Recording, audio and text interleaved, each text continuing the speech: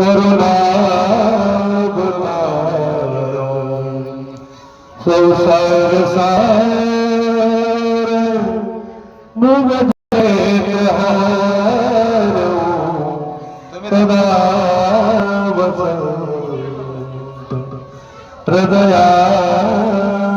हृदयारविंदे भवभवा सहितं नमामि भवभवानि सहितं नमामि सुखकर्ता सुखहर्ता वरदान विनाशी निर्वी निर्वी प्रेम धर्मारासी सर्वांगी सुंदर मुझे राशि कंठी धोरेवा मुक्ता पयासी जय देव श्री मंगल मूर्ति दर्शनाय मार्गामि मातृति जय देव तत्तावरी कुमारा मूर्ति तुम के शरणा रुद्रति ने गुरु चरणी राधरिया जय देव श्री मंगल मूर्ति दर्शन मात्र कामना प्रति जय देव लंबोदर पीतांबर परिवर वंदना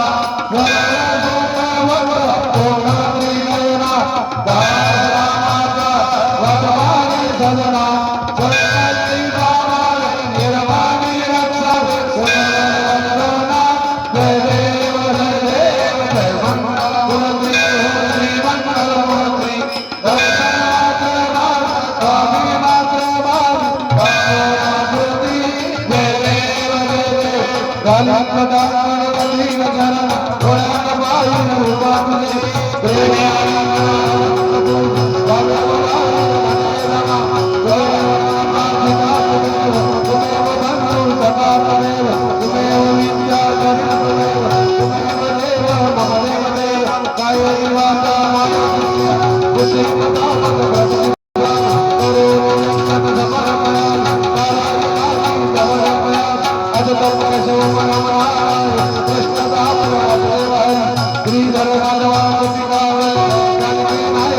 हरे राम हरे राम राम राम हरे हरे हरे कृष्ण कृष्ण हरे हरे हरे राम राम राम हरे हरे हरे कृष्ण कृष्ण कृष्ण हरे राम राम राम हरे हरे हरे कृष्ण कृष्ण कृष्ण हरे मारा कार्तिक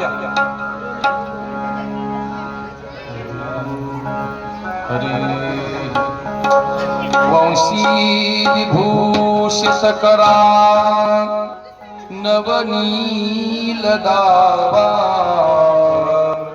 पीतांबरा धरुण बिंब पलाट विस्तार वरेंद्र सुंदर मुखारविंद नेत्रा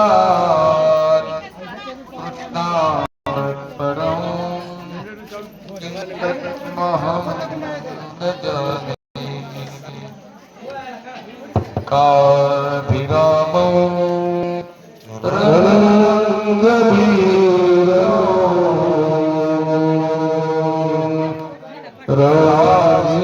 राजीवनेत्रो रघुवंशनाथो कारुण्यरूपा करुणा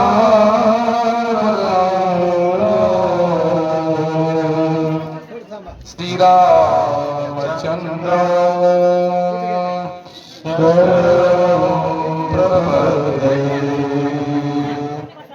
श्री जवान मातुल्यमेनो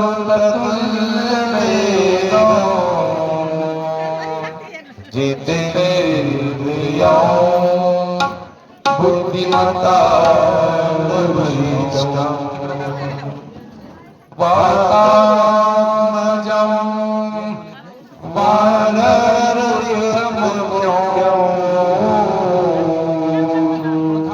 श्रीरामदूतं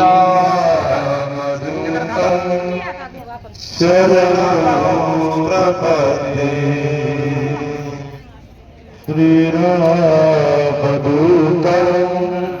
शरणं प्रपद्ये विद्वांससन्नील मेघावासो राम मंदिरं सुंदरं प्रकाशम् वृष्टिकां समन्यस्तपादो परब्रह्मलिङ्गं भजे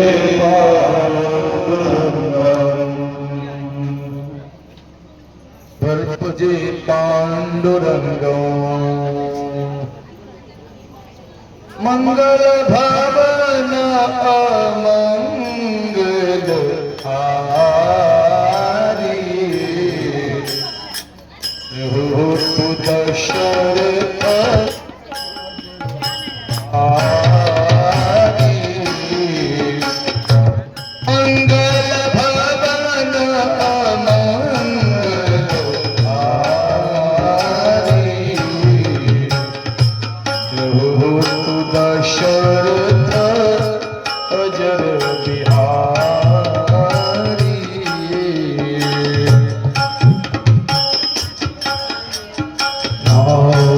सिया राम जय राम सिया राम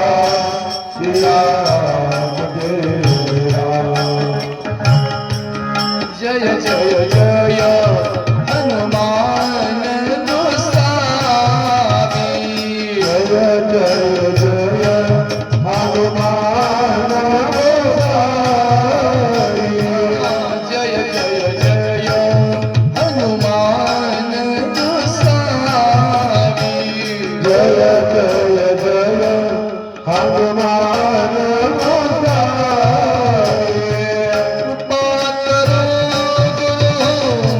देवकी नारी कृपा करो देवकी नारी कृपा करो गुरु देवकी नारी कृपा करो गुरु देवकी नारी सिया राम जय राम राम सिया राम जय राम सिया राम जय राम सिया राम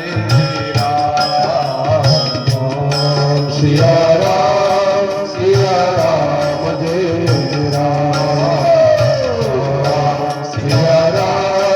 सिया राम जय राम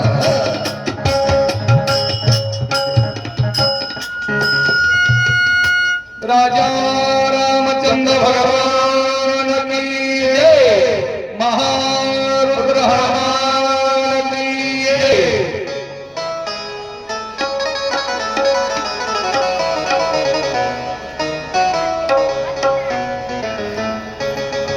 भगवान प्रभू रामचंद्रांचे चरणी नमस्कार. ग्रामदैवत बजरंग बली हनुमान यांच्या चरणी नमस्कार. तुम्हा सर्व श्रोते मायबापांच्या चरणी नमस्कार. आपल्या येथे चालू असलेला हा अखंड हरिनाम सप्ताह, त्यामध्ये 6वा दिवस, ह्याच्यातली दुपारच्या सत्राची सेवा रामकथेची. काल दुपारून थोडं पावसाने गडबड केल्यामुळं आपण आज लवकर जरा चालू करू, कारण आजही एक शक्यता म्हणा भीती आहे आपल्याला. खरं तरी मला एका गोष्टीचं समाधान वाटते बरं का तुमच्या गावात. आणि कथेमध्ये बऱ्याच ठिकाणी आम्हाला असा अनुभव आला माणसं बरेच असतात पण समोर बसत नाहीत, लांब बसतात. पुढे बसा म्हणावं लागते, जागा रिकामा इथे ठेवतात, माग बसतात. पण तुमच्या इथं पहिल्या दिवशीपासून समोरून माग माणसं बसत चाललेत, मागून येणाऱ्याला माग जागा. मी एक विनोदानी म्हणून तुमच्या पुढे सांगून जातो. आपण प्रवासाला कुठे निघालो आणि एसटी मध्ये जर चढलो तर जागा पुढं भेटा वाटते का मागं भेटा वाटते? कुठं? पुढं, समोर भेटा वाटते. त्याचं कारण सांगतोय का? जेवढं समोर बसताल तेवढे तुम्हाला हादरे कमी बसतात, धक्के कमी बसतात. जेवढं माग बसाल तेवढं झटके हादरे जास्त बसतात. म्हणून शक्यतो पुढे बसा वाटतंय. ऐका माय बापू, त्याचं कारण आहे, एसटीचा चालक म्हणजे ड्रायव्हर आहे ना, चालक, त्या चालकापासून जेवढं तुम्ही दूर बसाल तेवढे हादरे जास्त बसतात. तसं आमच्या ह्या देहाचा चालक भगवान आहे, त्या भगवंतापासून जेवढं तुम्ही दूर बसाल तेवढे तुम्हाला झटके जास्त बसतील. म्हणून कथा कीर्तनामध्ये पुढं समोर बसावं असं आम्हाला गावोगाव सांगावं लागतंय. पण तुमच्या इथं ते सांगायची पाळी आली नाही, हे एक मला समाधानाची बाब वाटली. कारण पुढून जागा भरत चाललेल्या आहेत. आज हा आपला 6वा दिवस आहे. काल विषय इथपर्यंत आलेला होता. या शूर्पणखेनं रावणाला जाऊन सांगितलं होतं की सीता अतिशय सुंदर बाई आहे आणि तिला चोरून घेऊन या.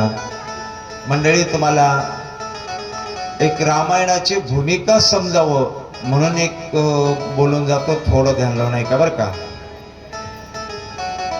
तुम्ही महाभारताचा जर विचार केला तर कौरवाचा सर्वनाश जर कुणाला करायचा असेल, करायचा होता, त्याचं नाव शकुनी. शकुनीनं पांडवाचं वाटोळा केलं नाही जास्त बरं का. नुकसान कुणाचं लय केलं? कौरवाचं नुकसान केलंय. कारण त्याला कौरवाला संपवायचं होतं. कोण होते कौरव? त्याचे भाचे, सख्खे का सावतर? सख्खे. मग कौरवाला का संपवायचं होतं? त्याच्या मागली थोडीशी भूमिका सांगतो. हे गांधारी आहे ना, आताच्या अफगाणिस्तान मधली आहे.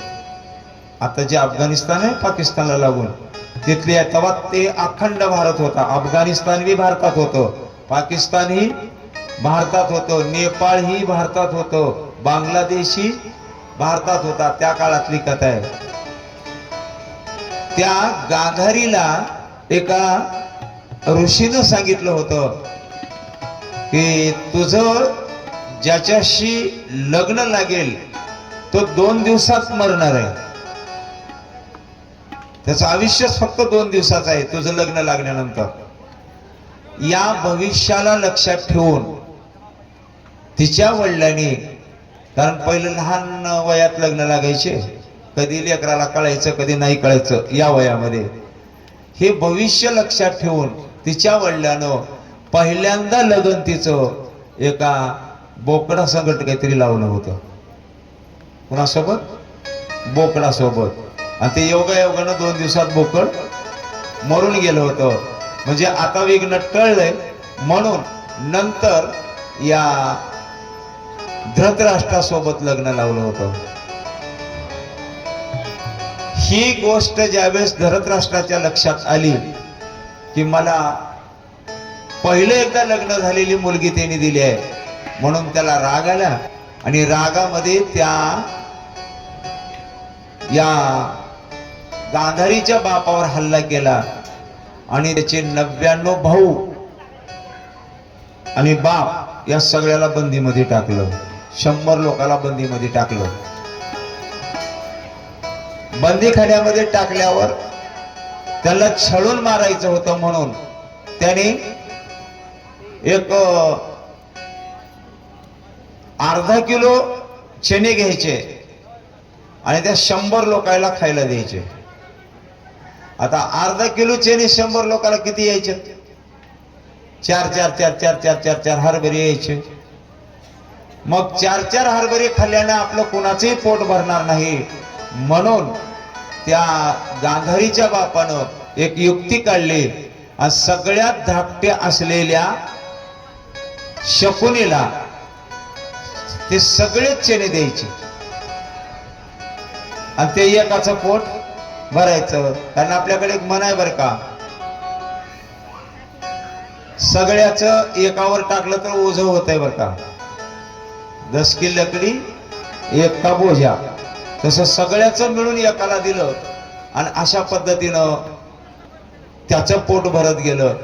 पण ह्यांना रोज जेवायला मिळालं नाही, त्या कारणानं तडपून त्याच्या डोळ्याच्या देखत 99 भाऊ बी मेले आणि बाप बी मेला.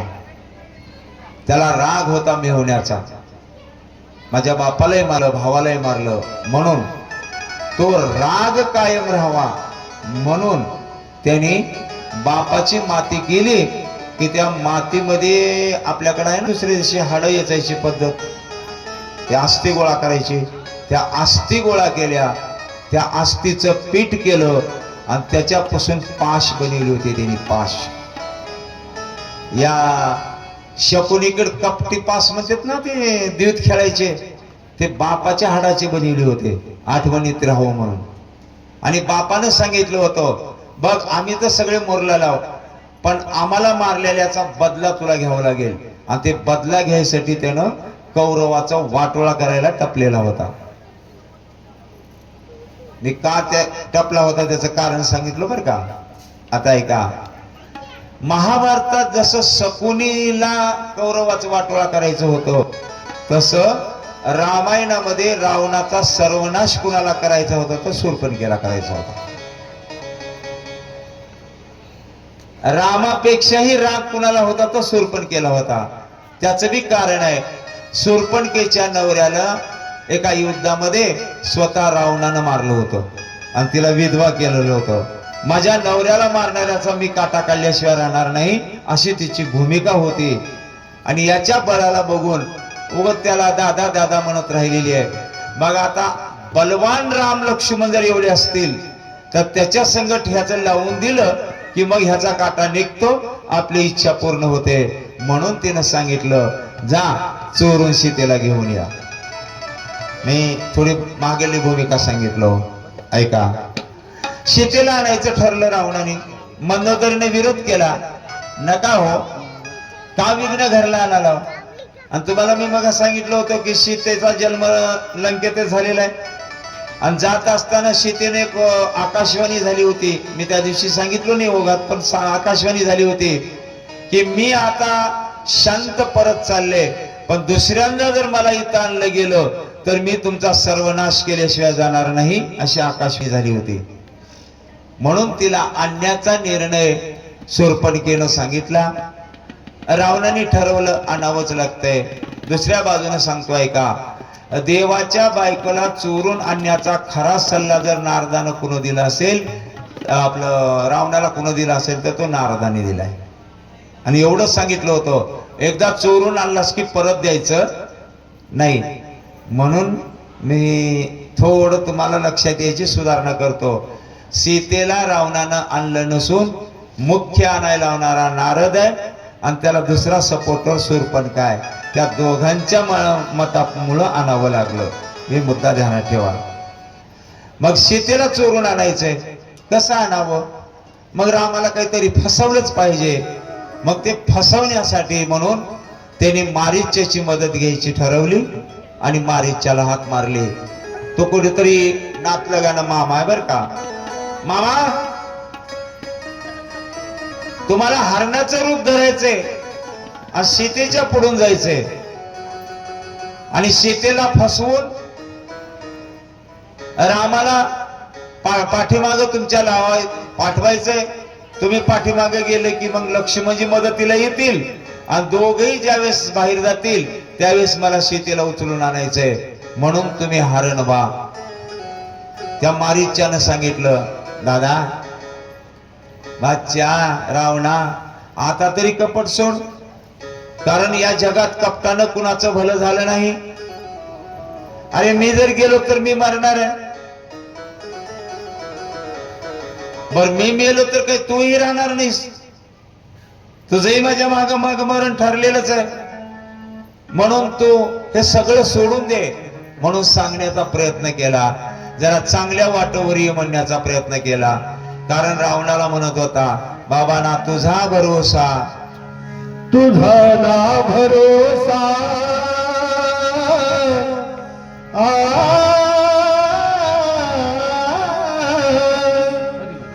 तुझा ना भरोसा ना माझा भरोसा, जग हे कुणाचे सांगजा. असो झोल माती आणि मीठ भाकर, नाम हरीचे मुखी गोड साखर, सोडून दे रे धनाच्या लालसा, जग हे कुणाचे सांग भल्या वासा. कधी लागेल कधी लागेल कधी लागेल रे वीरा तुला गोडी अभंग बघून घे सावरी मूर्ती अगाच्या पांडुरंगाची. कधी लागेल रे वीरा तुला गोडी अभंगाची, कधी लागेल रे वीरा तुला गोडी अभंगाची.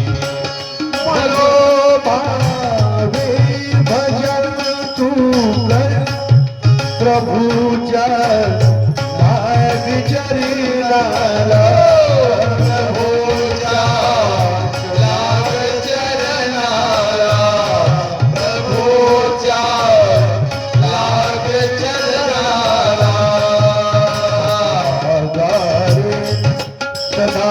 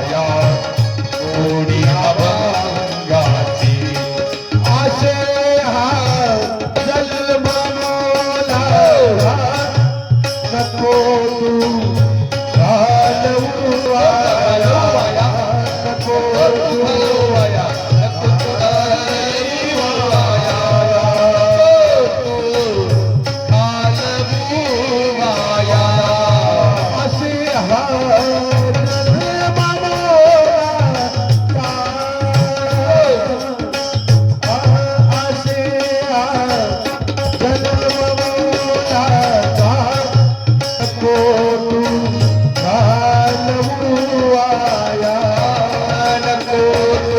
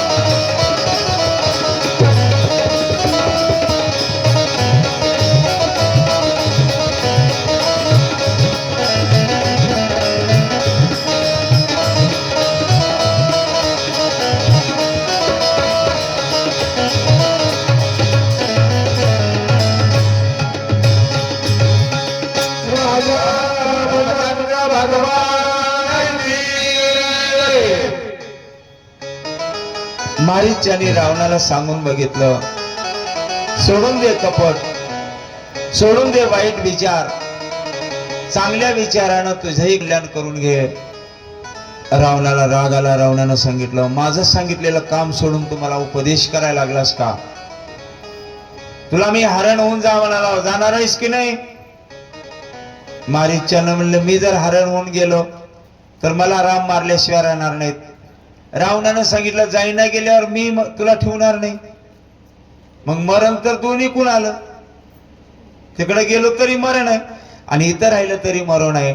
पण विचार करावा, मरण कोणतं चांगलं आहे, कारण मरणावर पुढचा आधारित आहे बरं का. मी इशाराच करून जातो. तुका म्हणे एका मरणाची, तुका म्हणे एका मरणेची सरे, तुका म्हणे एका मरणेची सरे, तुका म्हणे एका मरणाची सर, तुका म्हणे एका मरणाची सर. तुका म्हणे एका मरणेची सरे, तुका म्हणे एका मरणेची सरे, मरणेची सरे, तुका म्हणे एका मरणेची सरे, तुका म्हणे एका मरणाची सर, तुका म्हणे एका मरणाची सर. उत्तमाची मुरे कीर्ती मागे, उत्तमाची मुरे कीर्ती मागे, कीर्तमाईक दुःखाचे जनती, कीर्तमाईक दुःखाचे जनती, कीर्तमाईक दुःखाचे जनती जनती.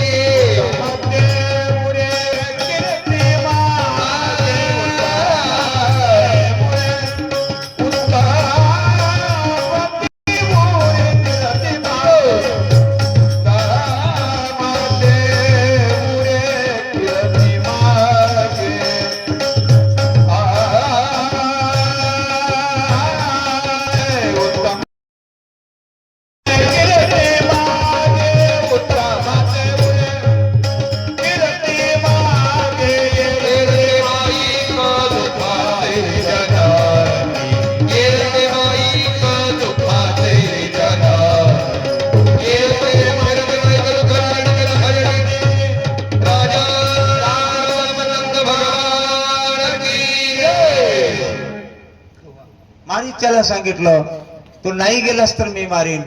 मारीच्याने विचार केला, मरण दोन्ही बाजून आलेलं आहे, पण रामाच्या हाताने मेलेलं चांगलं आहे. दुसरा एक मारीच्याने केलेला विचार सांगतो. हे रामायणात नाही बरं का, थोडस आमच्या चिंतनातला विचार सांगतोय का.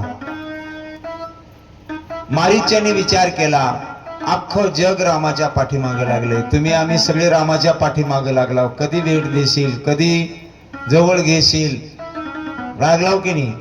अख्खं विश्व रामाच्या पाठीमागे लागले तरी राम भेटत नाही. मग तो राम जर माझ्या पाठीमागे लागणार असेल तर मी किती भाग्यवान आहे. कारण त्याला हरण होऊन गेला की राम पाठीमागे लागणार, त्याला पुढी आणि राम माग. जग आहे, राम पुढी जग माग, पण मी पुढी राहणार आणि राम माझ्या पाठीमागे लागणार. मी किती भाग्यवान आहे. म्हणून सांगितलं, मालक जशी तुमची इच्छा, कोण तुमच्या शब्दाच्या बाहेर गेले. मी हरण होऊन जातो. निघाला खरा, पण जाता जाता मात्र एवढा इशारा केला, आम्ही जातो आता, कृपा असू द्यावी. आता काही विनंती माझी, आता नाही येणे जाणे, सहज खुंटले बोलणे. एवढा नमस्कार शेवटचा केला आणि मारीच्य मामा एक हरणाच्या रूपामध्ये पंचवटीच्या ठिकाणी सीतेच्या आश्रमाच्या बाजूला येऊन गवतावर चरायला लागला. सीतेनं त्या हरणाला बघितलं, सोनेरी रंगाचं, सोन्याचं नाही बर का, सोनेरी रंगाचं हरण दिसलं. आणि ते हरण बघितल्यावर सीतेनं म्हणले, अयोध्येपासून इथपर्यंत आलो आम्ही, जंगलातून एवढ्या फिरलो, पण असं हरण कधी मी पाहिलंच नाही, हे पहिल्यांदा दिसाले. मोहित केला हरणानं. आणि ज्याला कधी हरण दिसणार ना त्याला हरणं बघितली की नवल वाटते. मोटरसायकल चालवाले तुकाराम महाराज आणि हरणं बघितले की ब्रेक करून म्हणाले तो का हरणं तो का. मी म्हणलो आमचं शेत बरबाद केलं. ह्यांच्या गावाकडे हरणं नाहीत, पाणी भरपूर आहे पण हरणं नाहीत. पण आपल्याकडे हरणानं उच्चात मांडलाय सध्या. म्हणलं मी एक टेम्पो भरून काढून देऊ तुमच्या इकडं म्हणून, पाणी बी आहे सगळंच आहे. आणि हरणाचं एक वैशिष्ट्य सांगतो तुम्हाला. या हरणानं प्रत्येक युगात मोठ्या मोठ्याला फसवले. बारक्याचं सांगणार मी, मोठ्या मोठ्याला फसवले प्रत्येक युगामध्ये. काय त्या हरणाकडे शब्दच आहे बघा, हरण. चित्ताचं का होईना पण हरण. मुळातलं क्रतायुग आहे. क्रतायुगामध्ये एकाला फसवले हरणानं. उगच्या उग म्हातारपणला माया लागली. सर्व मुक्त झालेला, बंधन मुक्त झालेला राजा पण एका हरणाच्या प्रेमामध्ये पडला आणि त्याचा परिणाम पुढच्या जन्मात त्याला हरण व्हावं लागलं. बरोबर आहे. जडभरत राजा हरणी बागेला, जडभरत राजा हरणी बागेला, जडभरत राजा हरणी बागेला, जडभरत राजा हरणी बागेला.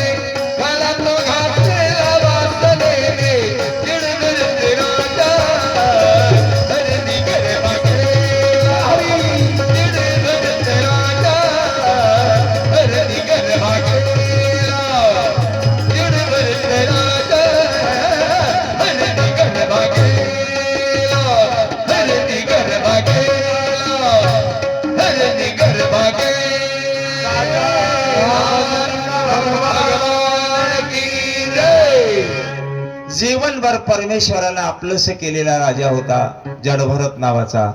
पण म्हातारपणे उगच्या उग एका हरणाचा लळा लागला आणि शेवटला मरण आल्यावर म्हणला मी मेल्यावर ह्या हरणाचं कसं होईल.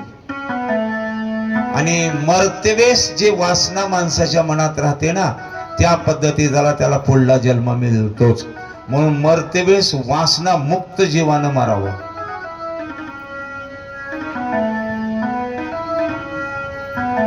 वासना कोणती बी राहू द्या. मी 2 पुरावे देतो. एक ज्ञानेश्वर माऊलीचा ज्ञानेश्वरीतला पुरावा आहे. आणि मरणी जे आठवे तेची गती ते तो पावे, मधोनी सदा स्मरावे मातेची त्वा. एकनाथ महाराज एकनाथी भागवतात लिहून जातात, अंतकाळी जैशी मती तैशीच प्राणिया होय गती, या लागे श्रीकृष्ण चित्ते अहोरात्री स्मरावा. बघा एक अतिशय वेदशास्त्र संपन्न असा ब्राह्मण होता. त्या ब्राह्मणाने गावात कथा पुराण वेदशास्त्र समाजाला सांगायचे. अगदी सुंदर पद्धतीनं समाजावर त्याचा प्रभाव पडावा असं. आणि सांगण्याचा प्रभाव पडण्यासाठी वक्त्यांचं तसं आचरण बी राहावं लागते. त्या आचरणाने युक्त तो महात्मा होता. रोज गावामध्ये पोती चालायची आणि त्या गावामध्ये एक वेश्या होती, वेश्याचा धंदा करणारी. पण तिनं आपला धंदा सोडून पोती चालू असलेल्या पिरियड मध्ये प्रसंगामध्ये तिथं येऊन पोती ऐकायचं. आता तिला मध्ये कोण बसू देईल म्हणून तिनं बाहेर बसायचं आणि बाहेर पोती ऐकायची. आणि पोती ऐकलं की ह्यानं सांगते वेळेस काही महत्वाचं काही बोलायचं असलं की तिच्याकडे नजर जायची. मग म्हणायचं इथं पाप केल्यावर मग झोडी ती तोडी ती मारिती तोडीती वा. जोडीती निष्ठुर मारिती तोडीती जोडीती निष्ठुर मारिती तोडीती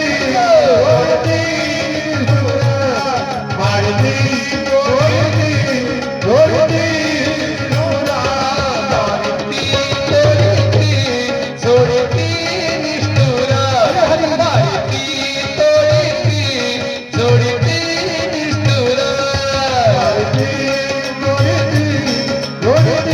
निष्ठुर मारिती जोडीती निष्ठुर यमाची किंकर बहुसारे यमाची किंकर बहुसारे मारिती तोडीती जोडीती निष्ठुर मारिती तोडीती जोडीती निष्ठुर मारिती तोडीती जोडीती निष्ठुर यमाची किंकर बहुसारे यमाची किंकर बहुसारे मारिती तोडीती जोडीती निष्ठुर मारिती तोडीती जोडीती निष्ठुर मारिती तोडीती जोडीती निष्ठुर रामचंद्र भगवान की जय. यानं सांगायचं त्या माऊलीनं ऐकायचं आणि सगळं संपलं. हा महाराज बुवा खाली आला की लांबून दर्शन घ्यायचं आणि एवढंच म्हणायचं हुशार बेटा. तिनं काय म्हणायचं हुशार बेटा. हे रोज नित्य नियम होता. त्याचं कारण सांगतोय का, ती वेश्या होती पण तिचा पूर्वजन्म सामान्य नव्हता. आयुष्यामध्ये कधी पुरुषाचं तोंडच न बघितलेले अशी एक महान तपस्वी माऊली होती. योगायोगासह ती जंगलामध्ये राहायची. तिचा अंतकाळ जवळ आला. पुरुषाचं मुख सुद्धा जिनं बघितलं नव्हतं. तिच्या अंतकाळामध्ये प्राण जायची वेळ आली. बाजूवर पडलेले होते आणि तिथं एक लहान लहान पोरं गुराखी म्हणून तिथं गेलेले. त्या पोराला तिनं शेवटच्या क्षणाला हाक मारले, ए बाळो इकडे या. त्या पोराने जवळ आले. काय माय, मला खाली टाका, बाजूच्या खाली टाका. चौघ पोरं चारिकून धरले त्या माईला खाली टाकले.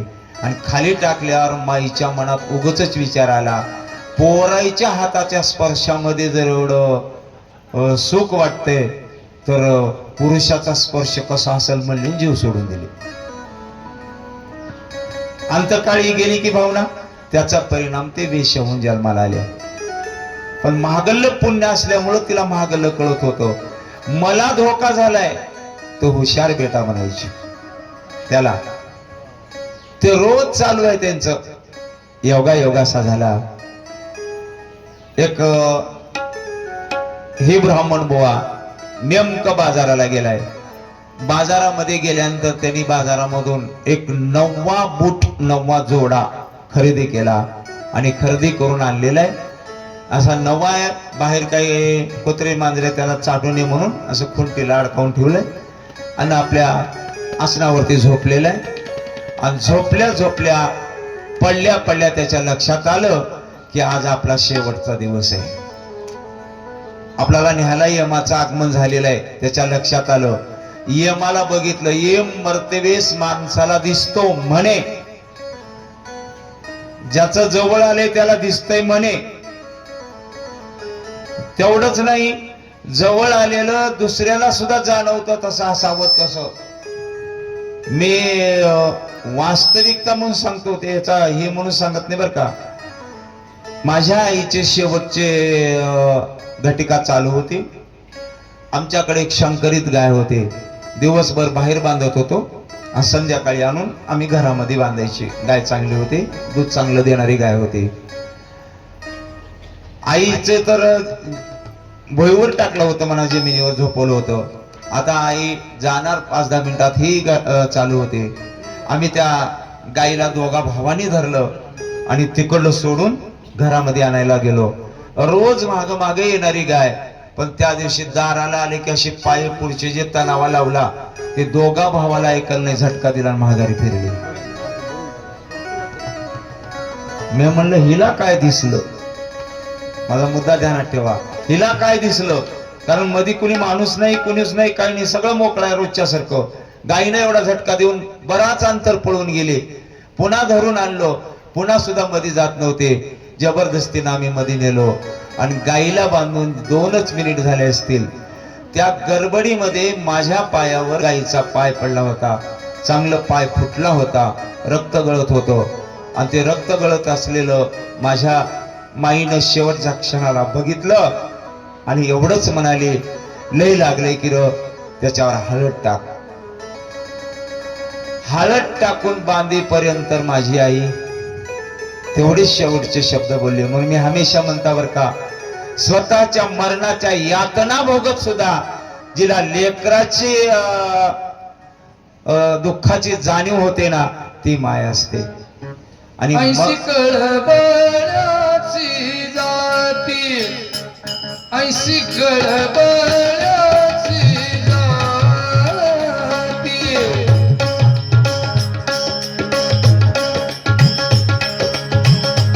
ऐशी कळबळाची जाती, ऐशी कळबळाची जाती, ऐशी कळबळाची जाती, ऐशी कळबळाची जाती, कळबळाची जाती, ऐशी कळबळाची जाती, करीला भावीन प्रीती, करीला भावीन प्रीती, ऐशी कळबळाची जाती, ऐशी कळबळाची जाती, ऐशी कळबळाची जाती, कळबळाची जाती, ऐशी कळबळाची जाती, ऐशी कळबळाची जाती. राजा रामचंद्र भगवान की जय. शेवटच्या क्षणाला मी एवढ्यासाठी सांगत होतो की गाईला सुद्धा आमच्या इथे यम दिसला असावा, म्हणून तेवढा खटाटोप तिने केला होता. तसं त्या ब्राह्मणाला यम पुढं दिसला आणि यम दिसल्यावर याच्या लक्षात आलं की झालं आता आपला जायचंय. जायचंय लक्षात आलं, पण जायचं लक्षात आल्याबरोबर नजर गेली ती खुट्टीवर गेली आणि त्या खुट्टीवर अडकावून ठेवली होती जोडे. त्या जोड्यावर नजर गेली आणि एवढंच म्हणलंय, मला बूट तरी लिहून बघू द्यायचा होतास, जोडा तरी लिहून बघू द्यायचा होतास. म्हणलं जीव सोडून दिलं, जीव सोडून दिलं, इथून गेलं.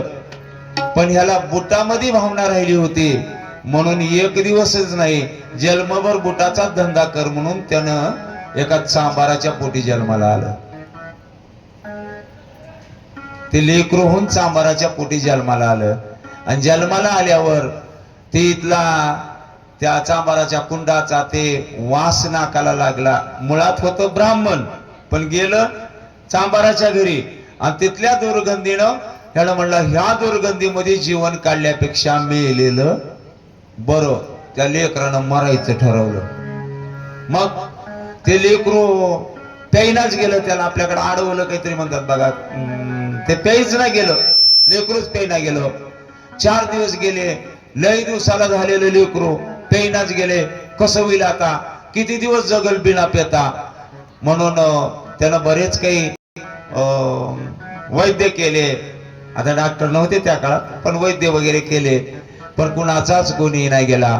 आणि त्याच गावामध्ये ही बाई राहत होती. हे या बाईच्या लक्षात आलं, कदाचित तीच जन्माला आलं का काय म्हणले. आणि त्या वेश्यानं म्हणले मी बघू का म्हणले त्याला, माझ्याकडे एक औषध आहे मी बघू का म्हणले. मग आता कसंही मोरू घातलंय, आज नाही उद्या मरणार आहे, मग काय हरकत आहे म्हणून त्यांनी म्हणले जाऊन बघ. बघ म्हणल्यावर तिनं त्या लेकराकडे बघितले, लेकरानं हिच्याकडे बघितलं, तिनं हिला ओळखलं आणि ह्यानं तिला ओळखलं. आणि मग तोंड फिरवलं. तोंड फिरवल्यावर तिनं म्हणली ह्याचा इलाज होतय, पण इथं जमत नाही, मला दुसऱ्या खोलीत न्यावं लागतंय म्हणले. मग म्हणले काय हरकत नाही, ने. त्या लेकराला उचललं, दुसऱ्या खोलीत नेलं आणि तिनं एवढंच इशारा केली, मी तुला 1000दा म्हणले होते हुशार बेटा, पण शेवट फसलास बघ. जसं मी फसले तसं तू फसलास. आता आत्महत्या करून महापाप करून घेऊ नकोस. तू आधी जाऊन माईला पे, तुझी कीर्ती जगात राहणारी आहे, मी तुला आज सांगते. मग ते माईच्या पुढे नेऊन टाकले की माईला प्यायला लागलं. आणि तेच पुढे चालून जन्माला आलेले कोण होते तर रोहिदास चांभार होते, ज्यांची आज आपल्यापर्यंत कथा येते.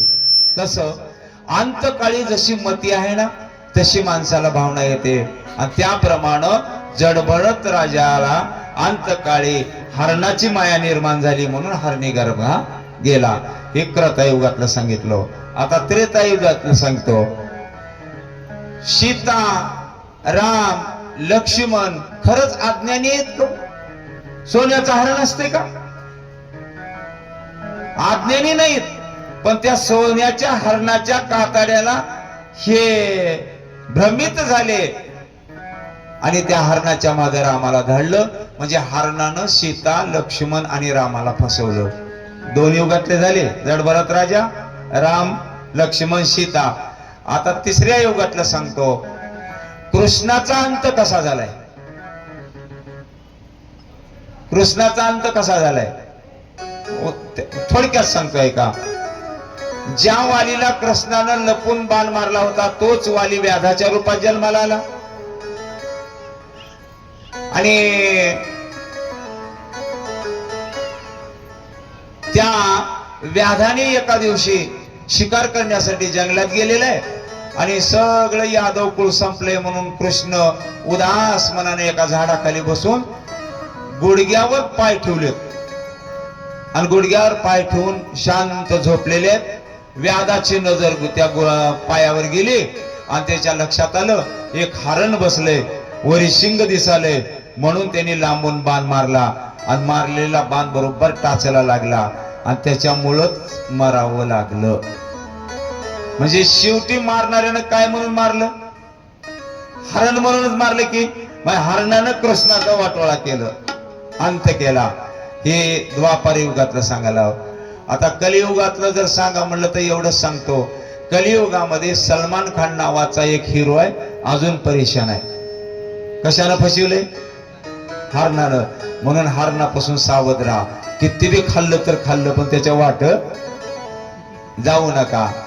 त्या हरणाचं रूप धरलं, सोनेरी हरणाचं, आणि सीतेच्या त्या आश्रमाच्या बाजूला चरायला लागलेलं आहे. सीतेनं बघितलं, मध्ये गेले. मालक, मालक, स्वामी काय सुंदर हरण आहे हो स्वामी, एवढं हरण धरून आणा हो. आता राहिलेत आपले 6-7 महिने, एवढं हरण धरून आणा. वर्षाच्या मध्ये आपल्याला घरी जायचंय, आपण अयोध्येत घेऊन जाऊ. नाही सापडलं तर मारून आणा आणि त्याचं कातडं काढून आणा. आधी तुम्हाला बसायला आसन होईल आणि उरलं तर मला चोळी होईल. मुळातली मागणी आहे बरं का.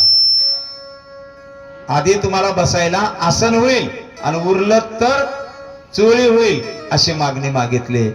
आणि मागणी मागितल्याबरोबर रामाने म्हणले आजपर्यंत कधी काही मागितले नाहीस आणि एवढी तुझी मागणी असेल तर इच्छा पूर्ण करणं माझी जबाबदारी आहे. म्हणून हरणाच्या मागे गेले. आम्ही कधी कधी विनोदाने सांगता बरं का, सीतेनं कधी नाही ते एकदा रामाला काम सांगितलं तर तिला 6 महिने बंधनात पडावं लागलं. आमच्या बायका किद्दा काम सांगतात, किद्दा सांगितले तिनं एकदा 6 महिने बंधनात पडावं लागले. आमच्या तर रोज बरोबर आहे. विनोद सोडा, त्याच्यातलं मर्माचं सांगतो ऐका. बाईला जे हवी असलेली वस्तू जर तिला मागायची असेल तर नवऱ्याला मागणं तर कुणाला मागावं? बाईनं कुणाला मागाव का चुकून शेजाऱ्याला म्हणाव आमचे मालक हे आहेत बघा तुम्ही आणून द्या. परिणाम काय होईल? बाईला जे हवं आहे ते तिनं हक्कानं नवऱ्याला मागावं.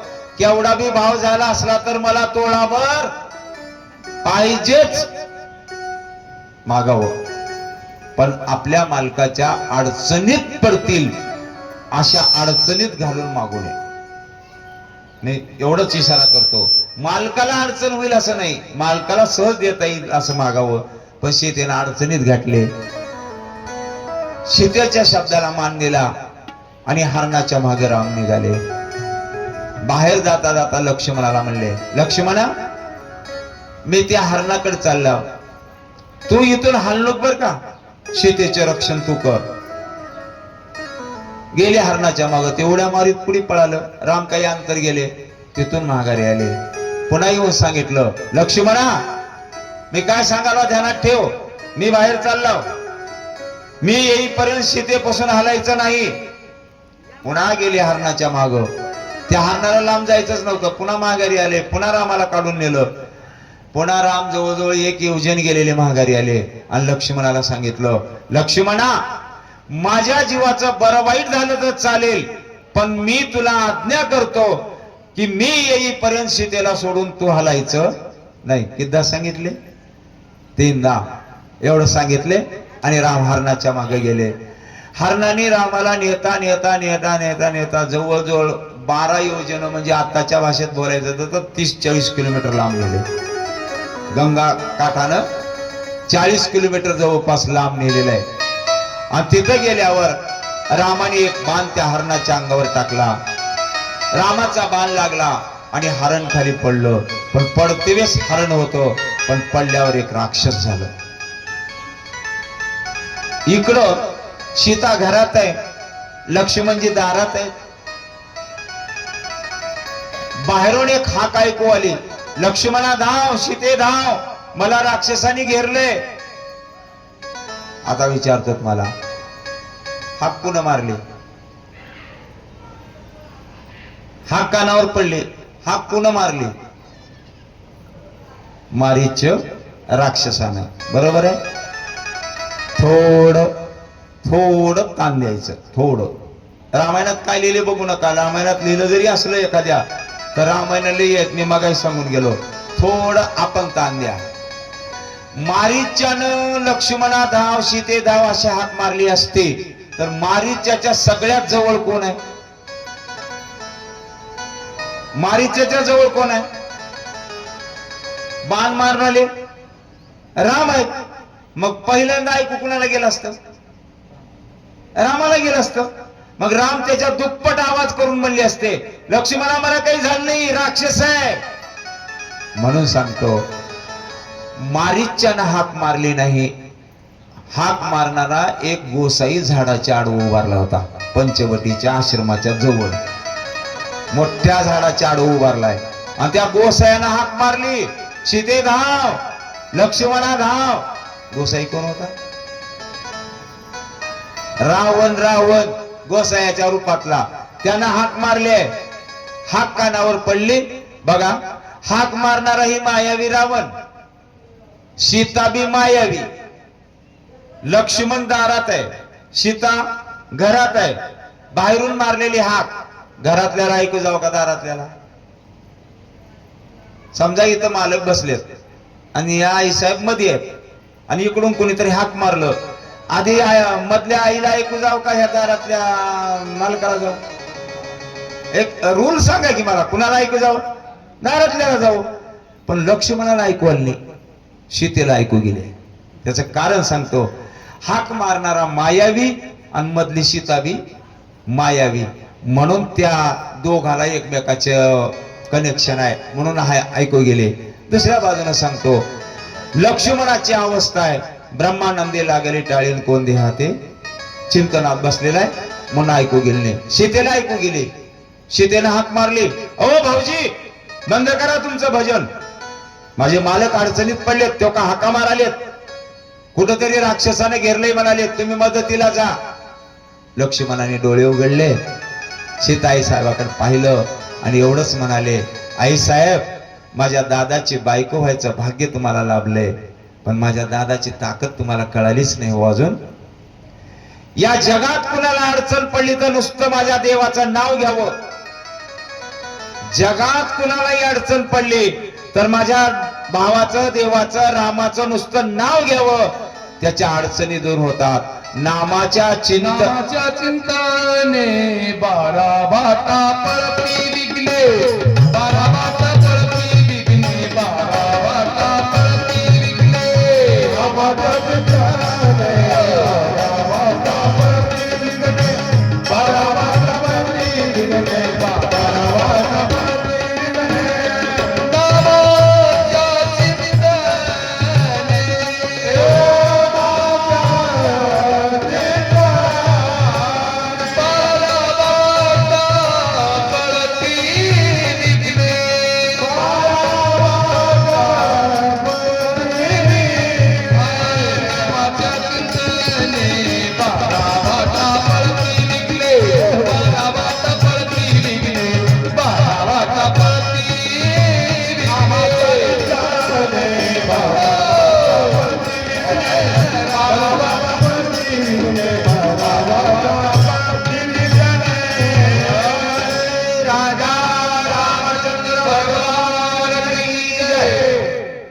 साहेब, माझ्या रामाचं नाव घेतलं तर विघ्न 12 वाटेनं पळतात.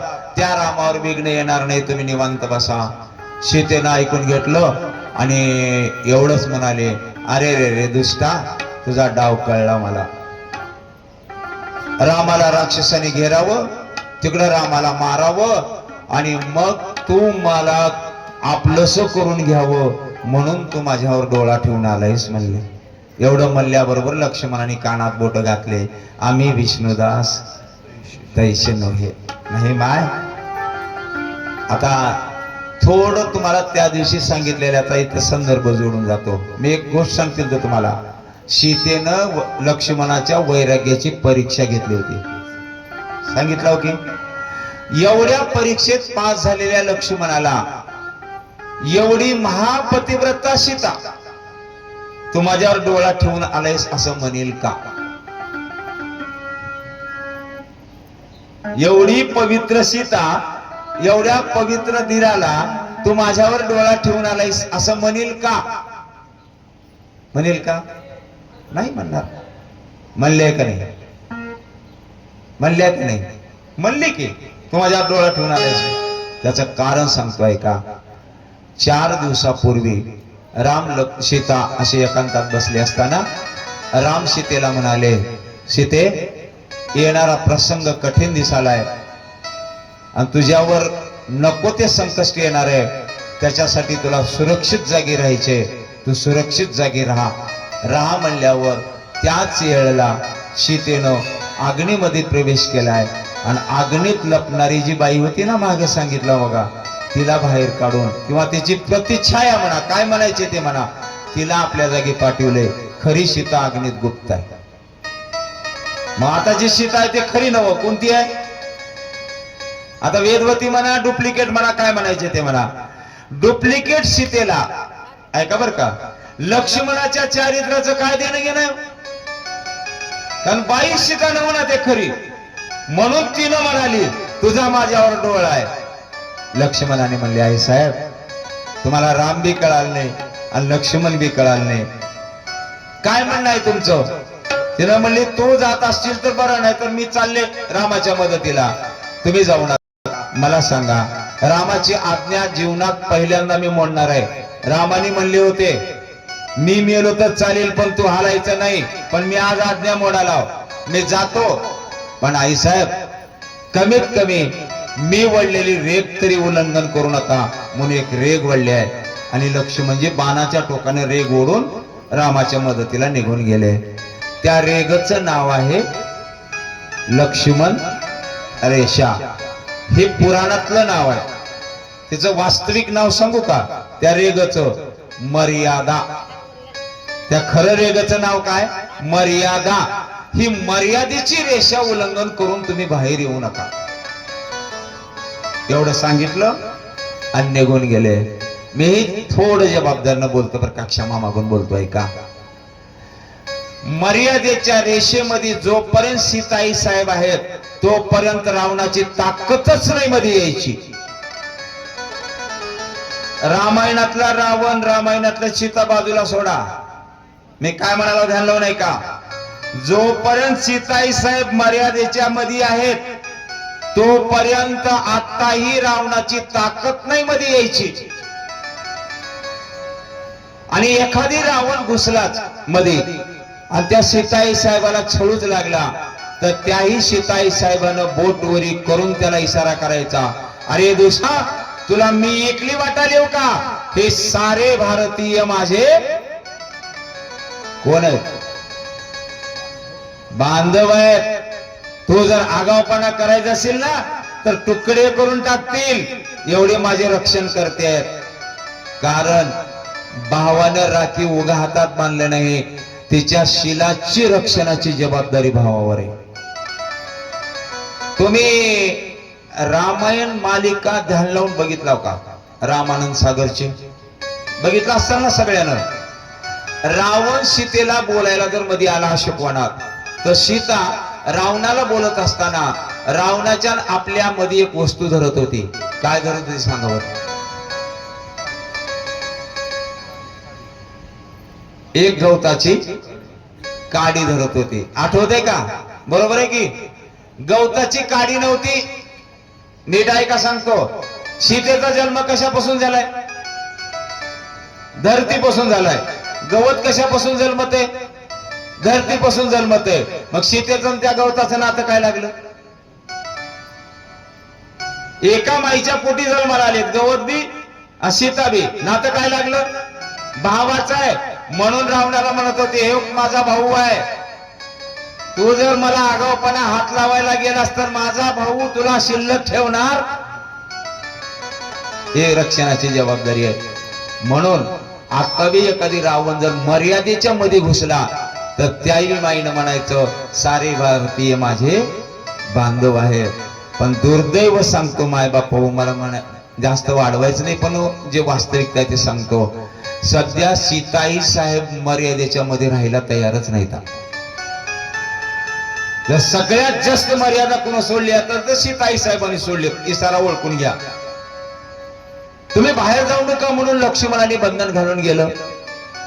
इकडं लक्ष्मणजी गेले की एक गोसाई दारामध्ये आला आणि येऊन म्हणायला लागला, कोणी आहे का आश्रमात? मला भूक लागली आहे, मला थोडं अन्न द्या. सीताई साहेबांनी हाक मारली, अहो महाराज यामध्ये काय फळमुळे असतील ते मी तुम्हाला देईन. मधी या म्हणल्यावर त्यानं मध्ये जायला गेला, पण मध्ये जात असताना ती रेषा आडवं आली. आता ते कुठवर होती काय नाही सगळ्याला माहितीत नाही बरं का. वरी बघितलं तर आकाशापर्यंत आहे, खाली बघितलं तर पाताळापर्यंत आहे. संपलं. मध्ये आपल्याला जाता येत नाही म्हणून माग सरकला आणि मध्ये जाताच येत नाही. मी थोडं जबाबदारीनं बोलतो बरं का. भिकाऱ्याने मागत असताना चौकटीच्या मध्ये प्रवेश करायचाच नाही. मागायचं चौकटीच्या बाहेरून, दारात उभा राहून मागायचं. मध्ये जायची तुम्हाला परवानगी नाही. जर पुढच्यानी मध्ये या म्हणलं तरच प्रवेश करायचा. बरोबर आहे. आणि तिसरी एक गोष्ट सांगतोय का, मागा येणारा 80 वर्षाचं म्हातारं राहू द्या, वाढणारी 5 वर्षाची पोरगी राहू द्या, त्या वाढणाऱ्या पोरीला त्यांना नातं एकच लावावं लागतंय. काय म्हणावं लागतंय? माय भिक्षावाड. बरोबर आहे. 5 वर्षाची राहू द्या, माय भिक्षावाड. ही आमची संस्कृती आहे. म्हणून त्यानं दारात आधी जाऊन रेषेला आदळलं, पुन्हा माग सरकलं आणि मग म्हणलं, माय बाहेर येऊन मार. तिला म्हणले, महाराज माझ्या धीराची आज्ञा आहे, मला या रेषेच्या बाहेर येता येणार नाही. मी मर्यादा ओलांडून बाहेर येणार नाही. तुम्हीच मध्ये या आणि भोजन करा. त्याने म्हणले, मर्यादा येऊन तुम्हाला पण आता रेष जाऊ देणार नाही ना. रावणानं सांगितलं, हे बघा, धर्माच्या दारात हे आडवं ठेवू नये. खरं तरी एक म्हण आहे बघा आमच्या संसारात, धर्मादारी हे आडवं ठेवू नये. पण तुम्ही आडवं ठेवला, वाढणार आहो का नाही? नाही वाढलं तर मी चाललो माघारी, तुमचं सत्व घेऊन जाईन म्हणल्यावर सीतेने विचार केला. अशी अडचण आल्यावर आपल्या पाठीमागल्या मावल्यांनी काय केलं? मागल्लं बघितलं, बघत जाऊ मागल्लं, आणि मग लक्षात आलं अशीच अडचण एका माईला आली होती.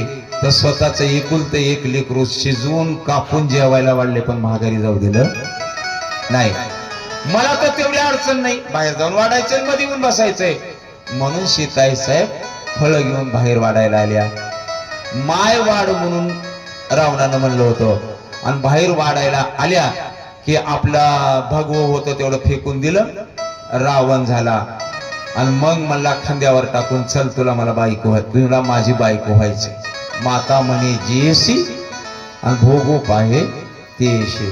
थोडं आता जबाबदारीनं बोलतो. काय आमच्या भगव्याची ताकद आहे हो? भगव्याची ताकद सांगालो मी. जाणून बुजून सीतेला चोरून न्याला, उचलून न्याला आलेल्या रावणानं भगव्याचा आधार घेतला. तर जोपर्यंत अंगावर भगरं होतं तोपर्यंत त्याला सीता सुद्धा माय दिसली. आणि ज्या वेळेला भगवं टाकून दिलं त्यावेळेला मग म्हणालाय माझी बायको हो. ही भगव्याची ताकद आहे. म्हणून आमच्या साधू संतांनी भगव्याला जवळ केले. आणि परत सांगू का, विनोद म्हणून सरळ सांगून जातो, आमचा दिवस सुरू व्हायचा असेल तर भगवं होऊनच चालू होतो. आणि दिवस मावळला तरी सृष्टी सगळी भगवीच होते. सकाळी भगवी होते का नाही? आमच्या काळामध्ये लय सुंदर कविता होत्या हो. अलीकडे कविता गुप्त झाल्या.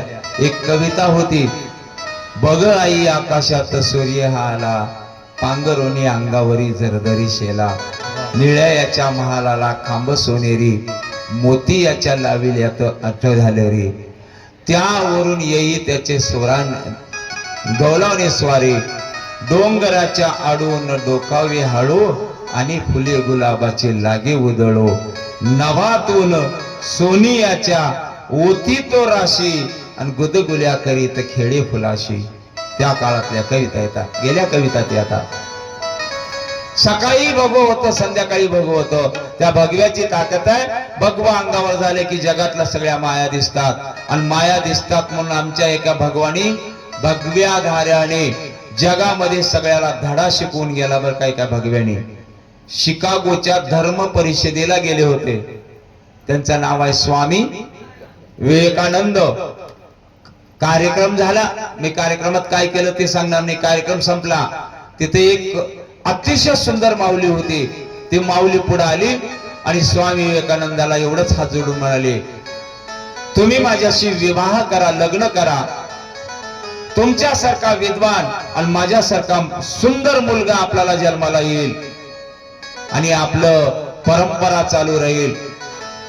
स्वामी विवेकानंदाने ऐकून घेतलं, दोन्ही हात जोडले आणि एवढंच म्हणाले, माय तुला माझ्यासारखा विद्वान, तुझ्यासारखा सुंदर मुलगा व्हावा वाटालाय, होईलच म्हणून भरवसा नाही, पण माझ्यासारखा विद्वान मुलगा तुला जर व्हावंच वाटत असेल तर आजपासून मी जगाला सांगेन की तुझंच पोरगा आहे, तू माझी माय होऊन मी तुझं लेकरू होतो.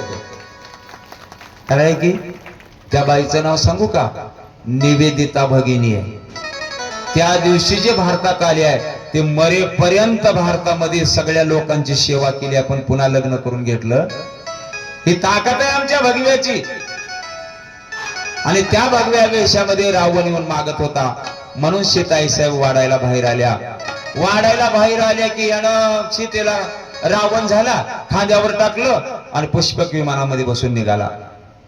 आता गंमत बघा, सीतेने आक्रोश केला, रामा धावा, लक्ष्मणा धावा, मला कोणीतरी चोरून नेतंय. रामी आले नाहीत, लक्ष्मण बी आलं नाही. त्याचं कारण सांगतोय का? राम सीतेपासून दूर गेलेत का सीतेनं धाडले? राम सीतेपासून दूर गेलेत का सीतेनं धाडले?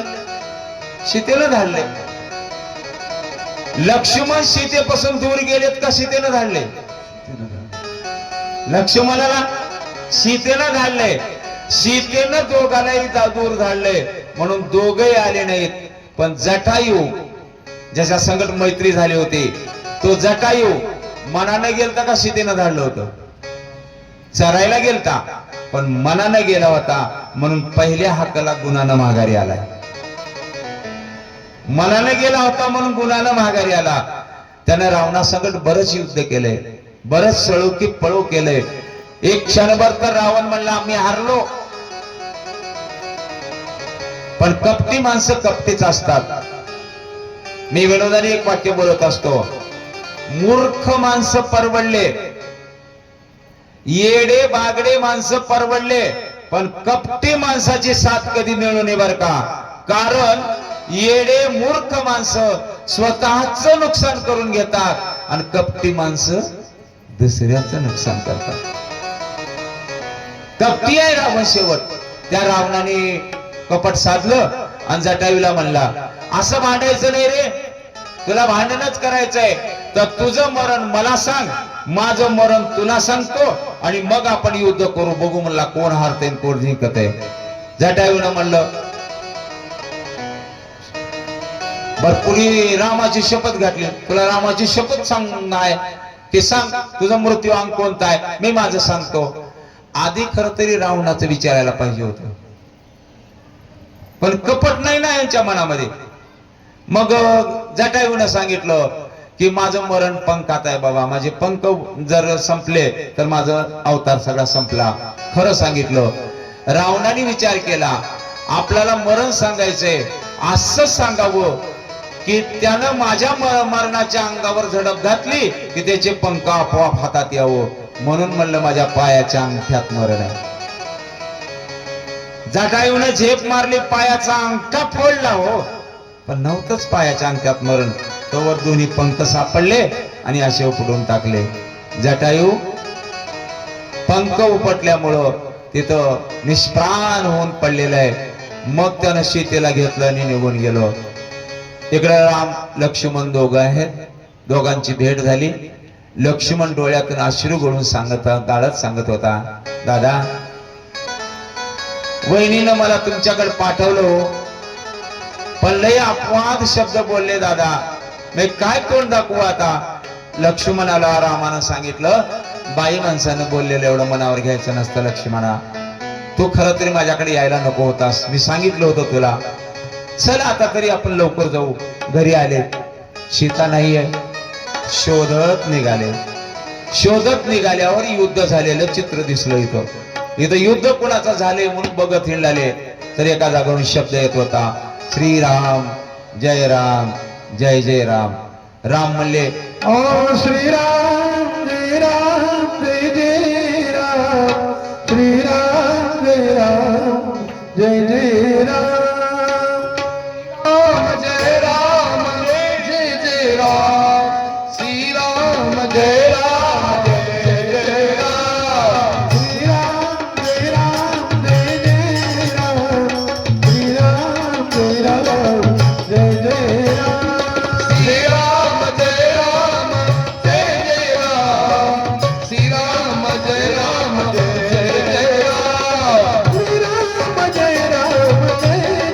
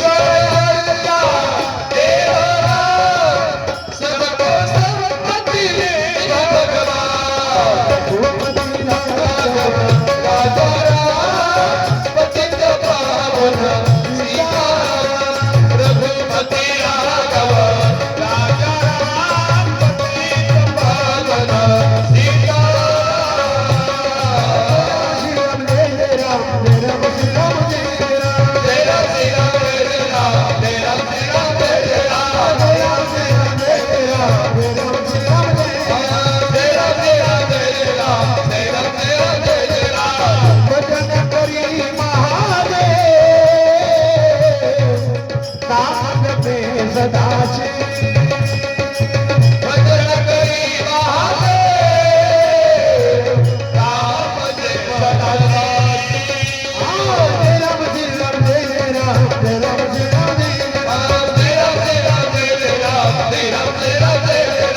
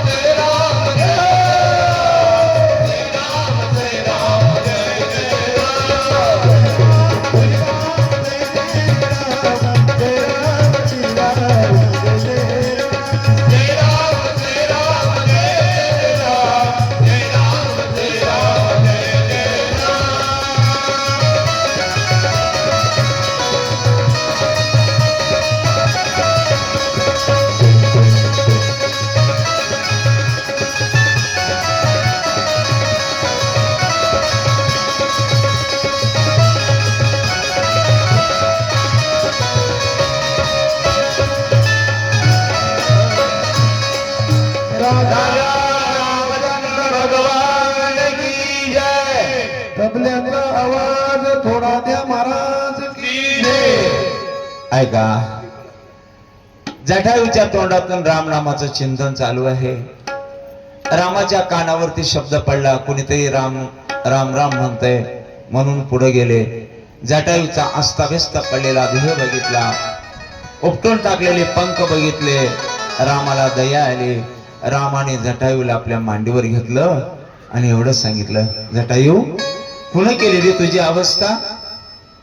रामाला जटायूनं उत्तर दिलं, देवा माझी अशी अवस्था झालेल्याचं मला दुःख नाही हो, मला माझ्या मरणाचं दुःख नाही, पण माझ्या डोळ्या देखत माझी अवस्था अशी करून रावणानं माझ्या माऊलीला माझ्या सीतेला उचलून नेलं हो, त्याचं दुःख वाटतंय. रामाने विचारलं, कोणी केला हा प्रकार? रावणाने केलाय, सीतेला उचलून नेले. राम म्हणले, जटायू मी तुला पहिल्याच्या पेक्षा बलवान पंख देतो रे, पहिल्याच्या पेक्षा बलवान देह देतो. कारण देवाच्या मनात आल्यावर काही नाही बर का, आले देवाजीच्या मना मग काही होऊ शकतं बर का. राईचा पर्वत आणि पर्वताची राई, तो न करील काही. राईचा पर्वत आणि पर्वताची राई, मी तुला बलवान करतो म्हणल्यावर जटायूनं उत्तर दिलं, नको देवा नको, मला बलवान व्हायचं नाही. मग राम म्हणले, का रे? मी तुला बलवान करायला निघालो, पहिल्याच्या सारखे पंख द्यायला निघालो, नको का? मग त्या जटायूनं उत्तर दिलं, रामा काय माझं भाग्य आहे हो, तुमच्या बापाला मिळालं नाही ते मरण मला मिळाले. दशरथ राजाने माझा राम म्हणून तुम्ही जीव सोडला, पण तुम्ही त्याला तोंड दाखविलं नाही हो. दशरथ राजाच्या तोंडात 2 थेंब पाणी तुमच्या हाताने पडलं नाही. आणि दशरथ राजाला अंतकाळापासून तुमचं मुखदर्शन सुद्धा झालं नाही. काय माझं भाग्य आहे, तुमच्या मांडीवर माझं मुंडकं आहे, तुमचं तोंड माझ्या डोळ्यानं दिसतंय आणि तुमच्या हातानं 2 थेंब पाणी माझ्या तोंडामध्ये पडतंय आणि राम नामाच्या चिंतनात मरण माझं होतंय. तुका म्हणे भाग्य या नावे म्हणजे संसारी जन्मेजे यासाठी. काय माझं भाग्य आहे, कसलं मला मरण आलंय. म्हणून त्याने रामाला सांगितलं. रामाने आपल्या मांडीवर घेऊन त्या जटायूचं रामाचं तोंड बघत बघत बघत प्राणोत्क्रमण झालं. रामाने 13 दिवस, मी मुद्दाम जबाबदार वाक्य वापरतो बरं का, 13 दिवस तिथं थांबून त्या जटायूची विधी पार पाडली आहे, तेरवी केली आहे. 13 दिवस थांबून. आमच्याकडे एक पद्धत निघाली आता, दिवस रात्र धरून 6व्या दिवशी 7व्या दिवशी वेगवान झाले ना सगळे. अहो आलकर तर मला एकाने म्हणलं, वा आम्ही दिवस रात्र धरायने आम्ही घंटे मोजलो आणि 13 घंटे झालेत म्हणून 13 घंट्याला आम्ही शेवटचा कार्यक्रम मांडला म्हणून. माझा अधिकार नाही, पण एवढे इशारा करून जातो, तेरवी 13व्या दिवशीच केली पाहिजे. त्या अगोदर तेरवी ज्याच्या नावाने केला त्याला तुमच्या घरामध्ये येण्याला बंधन आहे, त्याच्या आत्म्याला, बरं का. म्हणून तेरवी 13व्या दिवशीच केली पाहिजे. दिवस मोजून करू नका. जर अलकड केलो तर तो मृत आत्मा अतृप्त राहतो, त्याच्या आत्म्याला कधीच समाधान मिळत नाही. महाकटा त्याचे करीती पितर, महाकटा त्याचे करीती पितर, महाकटा त्याचे करीती पितर, महाकटा त्याचे करीती पितर,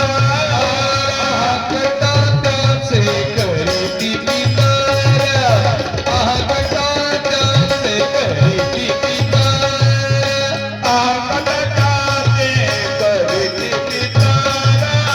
महाकटा त्याचे करीती पितर, वंशी दुराचार पुत्र झाला, वंशी दुराचार पुत्र झाला, कटाच्याचे करीती पितर, कटाच्याचे करीती पितर, कटाच्याचे करीती पितर.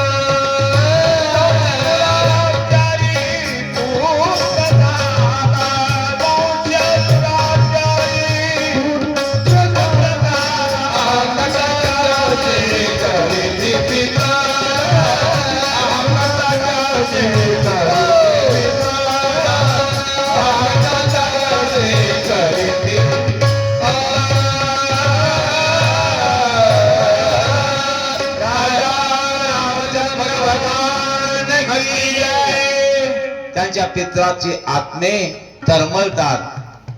माझ्या वंशी हे दुराचारी कशाला जन्माला असे त्यांना वाटतं, म्हणून तेरवी करायची. रामाने सीतेची शुद्धी थांबवली, पण त्या जटायूचा विधी पार पाडला. एवढं ध्यानात ठेवा. 13 दिवस गेले. 13व्या दिवशी त्यांची तेरवी यथाविधीप्रमाणे रामाने केलेली आहे, कारण पितृव्य मानलं होतं. म्हणून पुढे सीतेच्या शुद्धीला निघालेले आहेत. एक कबंद नावाचा राक्षस झालेला होता. त्याचं मुंडक छातीमध्ये होतं. त्याला हात नव्हते, हात होते पण पाय नव्हते. हात होते पण पाय नव्हते, बरं का. हात पायावीन मोदळा. ते कबंद, त्याचे हात बी लय लांब होते, 12 कोस. खरं आहे का? मला संशय येईल का नाही? एकाने खाली विचारल्यावर म्हणलं, कसं 12 कोस कुठे हात असतात का? म्हणलं नसतात. मग कसं म्हणलो? लिहिले म्हणून म्हणलं, मला काय माहिती. ऐका, मी म्हणलं 12 कोस हात नसतात का? 12 कोस हात असतात नसतात?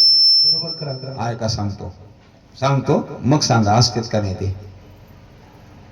एक गावातला प्रतिष्ठित माणूस, इथला नाही बरं का, दुसऱ्या गावातला, त्या गावातला जिल्हा परिषदला निवडून गेले.